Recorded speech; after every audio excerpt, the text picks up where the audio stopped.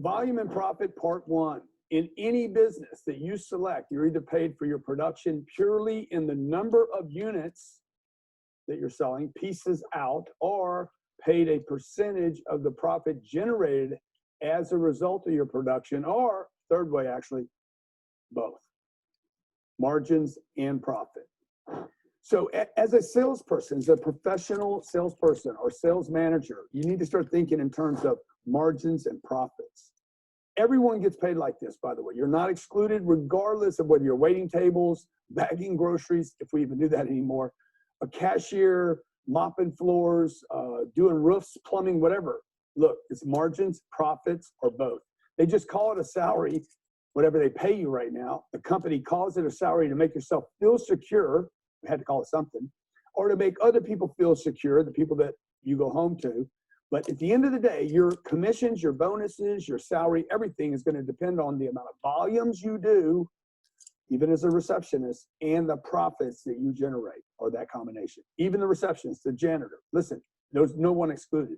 If the company doesn't produce profits and margins, you're not going to get paid, not for very long. Okay, the first time the company does not make money, what happens? People get laid off. The first people that go away are the people that do not produce margins and profits, the people that are on salaries, not the commission people. The commission people with no salaries and no draws can stay as long as they can produce because they're producing. In reality, the salary is actually your salary. Your promise of pay is actually a commission of sorts. Look, it's not a guarantee any more than anything else is. The moment you don't do your job, the moment you don't get your job done at another level, the moment you don't deliver at, oh, wow, unbelievable, the moment you don't accomplish the task assigned to you and more, bam, salary's gone. It's wiped out. Look, it's important and vital for you to approach every job, every hour, today, every position that you take on, every responsibility, every opportunity, every problem, every situation, every customer, every service call, with the idea that there's a commission or an opportunity to improve your value in the marketplace, and you need to keep that in mind.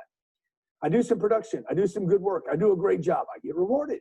That's as simple as it is. This is basic economics. How do you get paid in this new thing that you're doing, that you're about to do, this endeavor, whether it's a business, small business, a startup, or a new job? How you do that, how you perform, how you produce, the margins and the volumes is going to determine how much success you have. In the business that you're in now, you're probably going to get paid on your production, how many you can produce, and that production is only limited, or that pay is only limited to the amount you can produce. The more you produce, the more you get paid. That's the beautiful part of a commission-based opportunity. Produce enough and produce way more than anyone else does, and produce more than anyone else has ever done, and guess what? You get the story saying, hey, I want something more here. And they will be happy to pay you.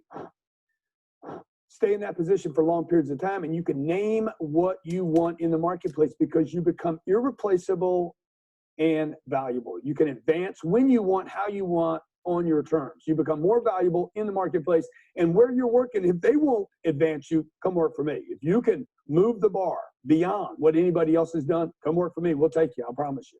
Based on your past results, I'll take you. You could move into management if you wanted to at this point. You could move into ownership if you chose to. Not necessary if you're working at the right place. The sky's the limit, as they say, but you have to be able to perform, and you have to be able to perform differently than the majority of people that you will compare yourself to or work with. Look, you could spend the rest of your life learning how to sell one pen, or you could learn how to sell millions of pens. Ask yourself that question. What do you want to do? Okay, I want to get great at selling one pen, and then I want to learn how to sell millions of them, and then I want to sell low-price pens, medium-price pens, high-price pens. Who knows? If I could think big enough, maybe what I do is I just start selling pen companies, the entire company. Or even bigger than that, I'm going to disrupt pens. I'm going to make them go away completely so no one will ever sell another pen, and I'm going to create a new product where pens are no longer needed. Again, you see, you're thinking big, okay? When I'm thinking about selling one product and making one commission, my think is limited. So I want you to think really big, put all these courses together and start expanding from just a salesperson or just the receptionist or just a worker, and start thinking about the whole company. Look, you're going to get paid every time you sell something. You will. and they're going to lay out a bonus program where you work out. Somebody is going to lay out a bonus. If they don't, and you start producing them enough, you can bring to them, hey, I'd like a bonus program, and they'll make sense of it. I'm going to get paid every time I sell one product, and if I sell 10 products or 20 or 30 or 40 or 50, remember, it's not all about money. Every time I score, I feel better. Every time I get a yes, I feel better. Okay, so that by itself is a bonus. But if I can do it 20 times, 30 times, 40 times, 50 times, 500 times, 1,000 times, this is where the money is. You can't think about one sale. This is a mistake I made as a young salesperson. I thought about one sale, and then 2 sales, and then 3 sales. I was never thinking about 3,000 sales. Start thinking with higher numbers. Volume is critical. Volume, expansion of your thinking is vital. When I first did this program years ago as our classic, where the transcript follows exactly, I wasn't thinking big enough. I wasn't thinking about both until I became a business person and started suffering with my business being too small. I started thinking about, oh man, it's margins. It's first, make a great sale, be a great salesperson. Then it's volume of sales. Then it's how much margin. Then it's a combination of those. This segment about volume and gross profit is what drives commissions. It's what makes bonus possible. Hit the numbers that others cannot ever achieve or seem to achieve, and you will be rewarded.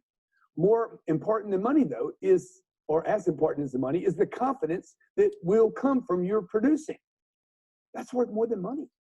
The more you produce, the more you sell, the more you get done, the more you accomplish, and the more you know you can accomplish, the more you will sell and the more you can sell. It's like this spiraling bundle of confidence. How do you get more confidence? Go do something. It worked. Repeat it a second time. More confidence. It works again. Boom. Repeat that. Don't go do something new. Keep repeating that because your confidence will swell. The easiest sale you'll ever make, by the way, is after you just made one. It's not the one you just did. It's the next one. It will be even easier. The first one's the hard one. Okay, the second one's easier. The third and the fourth, the fifth, they get easier and easier. And if you can condense time and do this over short periods of time, oh my gosh, your confidence is going to go out the roof. It's almost like you become magical. In basketball, they talk about the ring getting bigger. What is it called? The basket. The basket gets bigger. Okay, it's like the ball has to fall into the basket. All net, as they say. Confidence, by the way, is also commission. A sense of self. Would you agree? Man, I feel good. I feel good. Would you agree that when I score and I score a second time and a third time, if you've ever scored over and over, you're like, God, I'm so good right now. I'm hot. I'm on fire. That's confidence. And it might be worth more than money. Some people think, in fact, the confidence needs to be there for the money to continue. In fact, if you're probably, you're going to need confidence in order to get the next levels of money. Okay, again, your pay plan, your future is going to be based solely on the number of units or contracts you close or the gross profit generated times the volume, right? If you sell one house and make $1 million, that is not as good as if you sold 100 houses and made $100,000 on each house. Would you rather make $1 million one sale or $10 million 100 sales? Of course, you'd want to make 100 sales. Why? Because I have the repetition of success. In another segment, we're going to talk about profit and how it affects you. But remember this, produce more than other people. Produce for extended periods of time and make that stable, and you can name your ticket. You become more valuable to the marketplace.